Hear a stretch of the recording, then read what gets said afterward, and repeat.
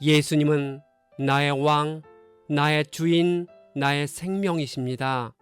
하나님 아버지, 이스라엘 백성이 생명의 속전을 드리면서 송아지 우상을 만들어 죄 짓는 모습을 봅니다. 우리도 예외 드리면서 우상을 만들고 있지는 않은지 분별할 수 있도록 지혜를 주옵소서. 예수님의 이름으로 기도합니다. 아멘. 오늘 읽을 말씀은 출애굽기 30장부터 32장입니다. 이 말씀의 핵심은 첫째, 분향할 제단을 조각목으로 만들고 자기 생명의 속전을 여호와께 드려야 합니다. 둘째, 안식일을 대대로 지켜 하나님과 백성 간의 표징을 삼아야 합니다. 셋째, 아론이 주동해서 송아지 우상을 만들었습니다. 모세가 생명을 걸고 중보하니 하나님이 뜻을 돌이켜 아론과 백성들을 살려주셨습니다.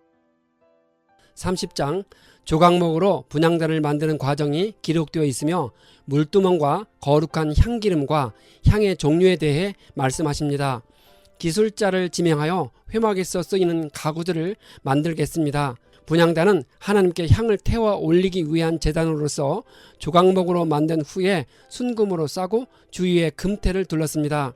크기는 가로와 세로 각각 45cm이고 높이가 90cm입니다. 지성소의 휘장 밖에 놓였고 제사장은 아침 저녁으로 분향단의 향을 살라 향불이 대대로 끊이지 않도록 해야 했습니다. 오늘의 기준으로 이야기한다면 기도의 향기가 끊이지 않도록 해야 합니다. 왜 생명의 속전을 하나님께 바쳐야 할까요? 생명의 속전은 이집트에서 종살이하던 이스라엘을 구원해 주신 하나님의 출애굽 사건에서 비롯된 법규로서 영원히 죽을 수밖에 없는 상태에서 건져내어 죄를 덮어주고 새 생명을 주신 하나님의 은혜에 감사하여 드리는 일종의 배상금과 같은 것입니다. 그러므로 하나님께 은혜를 입은 이스라엘 백성들은 반세겔 약 5g에 해당하는 은화의 금액을 반드시 하나님께 바쳐야 합니다. 생명을 대속하기 위하여 하나님께 드릴 때 부자라고 반세겔 더 내지 말고 가난한 자라고 덜 내지 말라 하십니다. 모든 사람의 생명의 무게는 같고 구원을 받아야 하는 조건은 똑같다는 뜻입니다. 물두멍을 만들어야 했는데 그것은 제사장이 성소에 들어가서 하나님께 제사 드리기 전에 손과 발을 깨끗하게 씻는 용도로 사용되었습니다. 물두멍이 놓인 위치는 성소와 번제단 사이였습니다. 왜 손발을 씻지 않으면 죽는다는 경고가 주어졌을까요? 인간의 부정함과 하나님의 거룩함에 대해서 엄중히 가르칠 필요가 있었기 때문입니다. 실제로 하나님의 명령을 소홀하게 여겨 두려운 결과를 초래한 나답과 아비후 사건은 하나님께 대한 경외심을 한층 각성시켜 주었을 것입니다. 하나님은 모세에게 향기름으로 관유를 만들라 하십니다. 관유는 거룩하신 하나님의 거룩한 일에 쓰이도록 제작되었기 때문에 거룩하다고 말합니다. 이 관유를 회막과 증거궤와 상과 등잔대와 번제단 모든 기구들에 바르고 구별해야 됩니다. 이것에 접촉하는 것은 모두 거룩합니다. 관유가 거룩한 것은 거룩하신 하나님의 거룩한 일에 쓰이도록 특별히 만들어졌기 때문입니다. 제사장은 성막의 기구들에 관유를 발라 하나님의 거룩한 목적을 위해서만 사용하도록 하였습니다. 관유를 달리 사용하지 말라고 엄중히 경고하는 이유는 그것이 여러 가지 최고급 향품으로 만들어졌기 때문에 사람들이 그것을 미용이나 화장 등 일반적인 고급 향수로 사용할 가능성이 많았기 때문입니다. 신약시대에 혈루증을 앓는 여자가 예수님의 옷자락을 만지고 병이 나았습니다.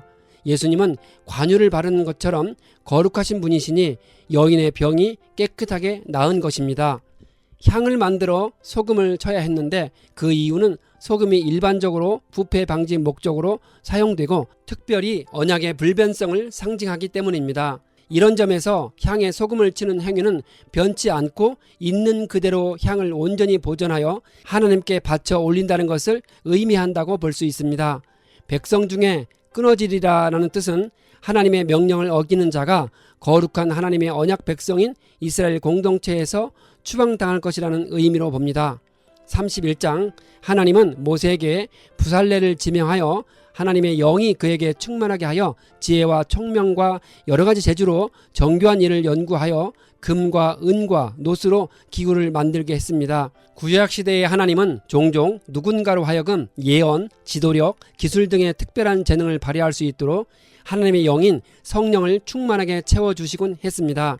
오홀리압에게도 동일한 지혜를 주어 기구를 만들게 했습니다.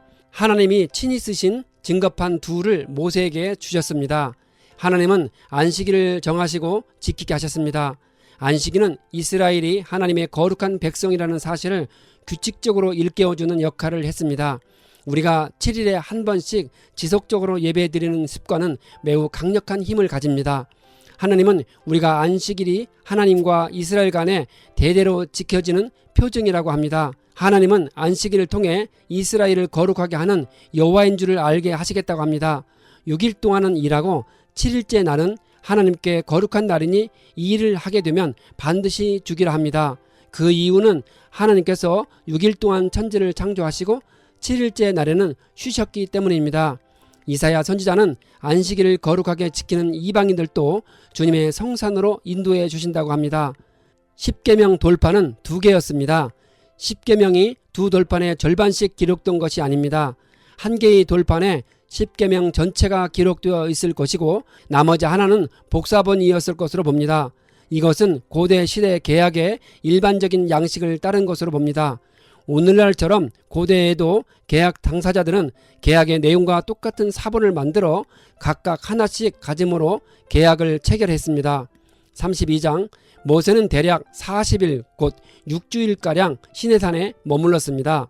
산 아래 있는 백성은 모세가 더디 내려오는 것을 참지 못하고 아론에게 자신들을 인도해 줄 신을 만들자고 제안합니다. 이스라엘 백성들은 그동안 갖가지 보이는 우상을 만들어 섬기던 이집트에서 오랜 세월 영향을 받고 살아왔습니다.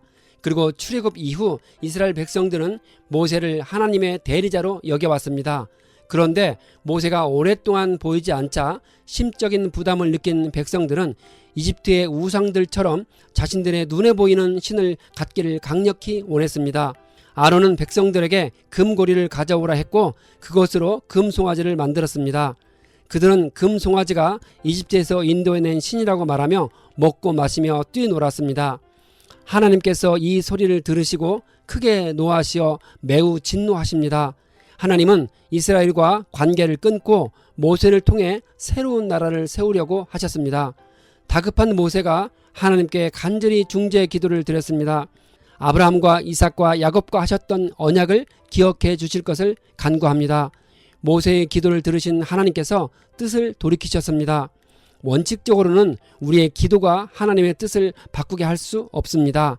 하지만 실제 우리들과의 관계 속에서 하나님의 뜻은 기계적으로 나타나는 것이 아닙니다. 그것은 살아 움직이는 역동적인 것으로서 우리의 기도에 적절하게 반응하시고 응답하십니다. 그래서 사람의 관점에서 보면 하나님은 때때로 우리들의 기도에 따라 그 뜻을 바꾸기도 한다고 말할 수 있습니다. 산에서 내려온 모세는 손에 든 돌판을 산 아래로 던져 깨뜨렸습니다. 시내산 안에서 자양되고 있는 이스라엘 백성의 우상 숭배 행위는 하나님과의 언약을 정면으로 파괴하는 배역한 행동이었습니다. 그래서 그 광경을 본 모세는 더 이상 십계명 돌판이 의미 없다는 것을 알고 솟구치는 의로운 분노로 그것을 산 아래로 던져 깨뜨린 것 같습니다. 따라서 그런 모세의 행동은 하나님의 거룩한 분노의 표출이기도 했습니다. 모세는 금송아지를 불살라 부수어 가루를 만들어 물에 뿌린 후 백성에게 마시라 했습니다. 모세는 이런 죄를 짓게 하는데 앞장선 아론을 호되게 책망했는데 아론은 변명을 했습니다. 그런데 금송아지를 만든 죄로 아론이 왜 처벌받지 않았을까요? 총책임자로서 아론은 마땅히 벌을 받아야 했습니다. 그래서 본래 하나님은 아론을 죽이려고 하셨습니다. 하지만 신명기 9장 20절의 말씀에 따르면 그는 모세의 중재로 살 수 있었습니다. 모세는 이스라엘의 원수들의 조롱거리가 되었다고 합니다. 시내산에서 금송아지를 만들어 섬기는 이스라엘 백성의 행위는 이집트 사람들의 조롱거리가 되기에 충분했습니다. 자신들의 신 여호와를 섬기겠다고 출애굽을 강행한 자들이 기껏 이집트의 우상인 아피스 금송아지를 섬기고 있기 때문입니다. 모세는 진문에 서서 누구든지 여호와의 편에 있는 자는 자기에게 나오라 하니 레위 자손이 다 모였습니다. 이에 모세는 레위 자손에게 명하여 죄인들을 다 죽이라 합니다.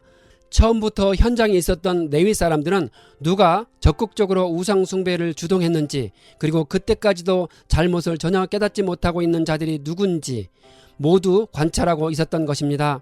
그렇게 뚜렷하게 드러난 우상 숭배자들이 죽임을 당할 것인데 대략 3,000명이라는 의미입니다. 레위 사람들이 어떻게 하여 여호와께 헌신하게 되었을까요?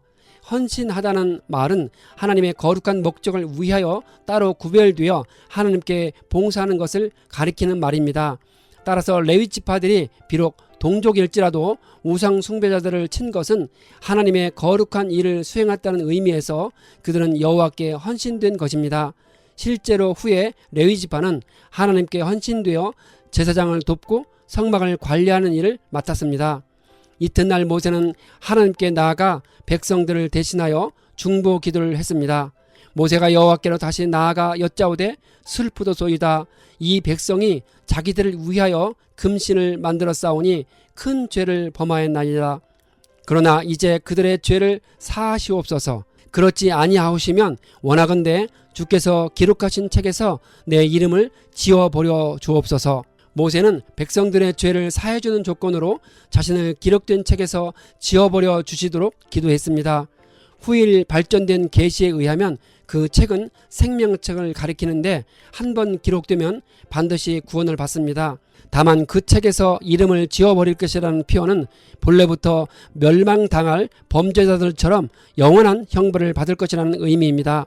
그만큼 모세는 절박했고 그동안 이집트에서 진행된 출애굽 과정과 광야 여정을 생각할 때 너무도 안타까워 기도한 것입니다. 마치 예수님이 십자가상에서 자신을 못 박은 사람들을 용서해 주시길 기도하는 내용이나 스데반이 자기를 죽이는 자들을 용서해 주실 것을 기도하는 장면과 비슷합니다. 사도 바울은 동족이 구원받기를 원하는 기도를 하면서 자신이 저주를 받아 그리스도에게서 끊어진다 할지라도 좋겠다고 합니다. 이렇게 절박하고 간절할 때 누군가 나를 위해 중보 기도를 들어줄 사람이 있다면 참으로 감사할 것입니다. 또한 그 기도를 들으시고 뜻을 돌이키시는 하나님의 은혜에 한없는 감사를 드리게 됩니다.